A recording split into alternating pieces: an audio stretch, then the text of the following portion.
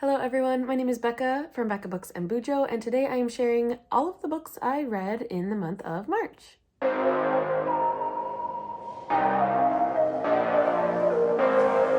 Alrighty, I read 10 books in March, and I found one of my all-time favorite series in the month of March, and so I'm very excited to share with you all that I read.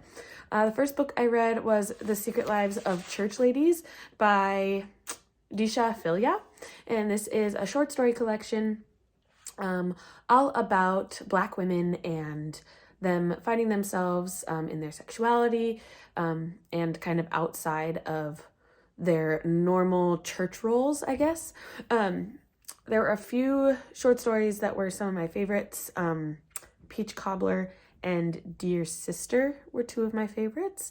And then I disliked Instructions for Married Christian Husbands because it was kind of all about how to cheat on your husband, which I felt was weird, being in a committed relationship. So overall, though, The Secret Lives of Church Ladies I gave a 4 out of 5 stars, and I really enjoyed that format. It was a very short audiobook that I listened to, and so I recommend that for anyone who just wants something quick and still meaningful to listen to and to read. So that was The Secret Lives of Church Ladies. Then I read Reckless Girls by Rachel Hawkins. This was a Book of the Month pick for January of this year. And this one claims that it's And Then There Were None retelling by Agatha Christie. And it's not. It does not feel similar whatsoever. And I really didn't like this book very much at all. It wasn't suspenseful whatsoever to me. This one is about a girl and her boyfriend who travel, they sail to this deserted island, and they take these other two women with them, and along the way there are other people at this island, and it's this creepy island where they find a dead body, and they find other weird things that lend to the idea that there's someone else living on this island. And so you think that it's going to be super creepy and some murders are going to happen, but you don't get anything exciting until the last 30 pages of this book. So yeah, I almost put it down, but I wanted to know if it was going to get any more exciting, and then by the time I was going to just stop reading it, I had to know what was going to happen, so I kept reading. Anyway, this one, let me see what I rated it. I think a 2. Yeah, I gave it a 2 out of 5 stars. Really wasn't that exciting to me at all, which is too bad because I think it could have been better. So that was Reckless Girls by Rachel Hawkins. Nothing to go run out and grab Anyway, I wouldn't read it if I were you. The next one I read was It Happened One Summer by Tessa Bailey. And this one is basically what I would call a Schitt's Creek, the Schitt's Creek TV show, but in a book. A girl, Piper, gets sent to a small town in Washington by her super rich stepfather,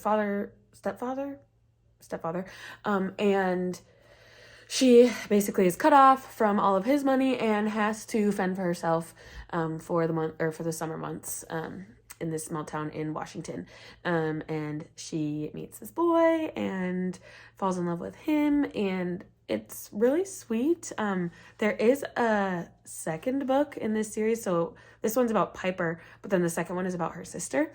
I think there's I don't remember it's a duology, I'm assuming, but like the sisters, it's called the something sisters duology or something. Anyway, it's by Tessa Bailey. It was good. I gave it 4 out of 5 stars. I listened to it. It was a good romance, and it was quite steamy. So if you're looking for something steamy, read It Happened One Summer by Tessa Bailey. Then I read my all-time favorite books of the month, possibly my favorite books of the year. And this was Heartstopper by Alice Oseman. And oh my gosh, they're so good. They're so sweet. This is a graphic novel geared toward young adults. And it is about 2 teenage boys. The first is Charlie, who is a newly outed gay boy. He came out, I think, like a year ago in the timeline of this book. And he is, I mean, having a tough time in high school, being probably one of the only gay students at his school. And he starts to hang out with this other boy, Nick. They start playing rugby, and he develops feelings for Nick, but he doesn't think Nick likes boys. He thinks that Nick likes girls, but Nick, you get his point of view some of the times, and he's starting to realize that he has feelings, and so he's trying to decide what his sexuality is. And it is just a really great look at sexuality, at gender identity, and a great thing for young adults to read.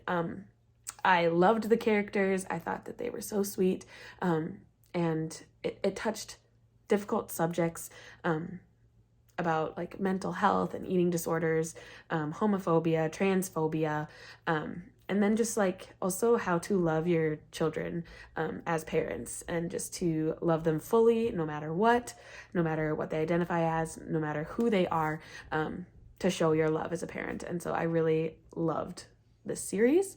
I'm reading the 5th one, which is like so the volumes and the chapters are confusing to me, but the first 4 volumes are out in print, and I am going to buy them because I want them on my shelves, but the way I read them was on Webtoon, so that was a really great way to be able to read them for free. But then now that I love them and want to read them more frequently, I want to have them on my shelves.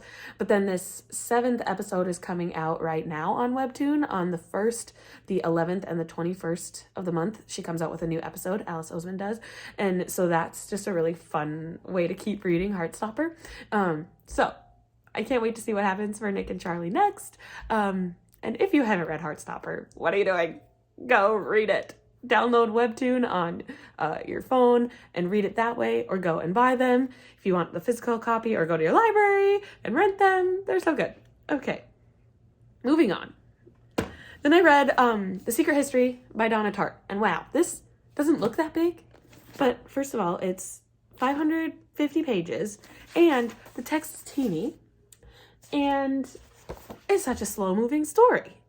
So that was really hard to get through. But I am glad I read it. It was interesting. This one is about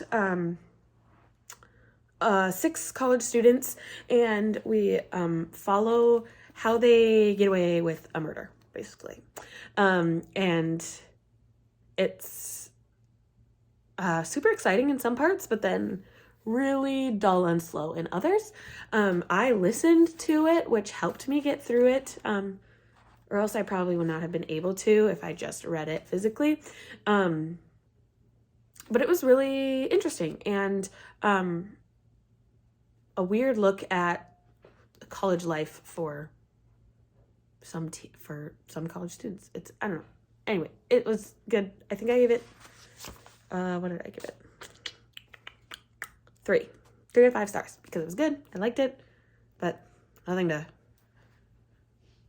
rave about. Next. What did I read next? I read Less by Andrew Sean Greer. This one, if you want to know more about what it's about, I read the back in my March deck of TBR game. I'll link that up above. But it's about a man in his 50s who his longtime lover is marrying another man, and he decides to evade the wedding altogether by traveling the world. And it was really boring. I hoped for something more, but it was very, very boring.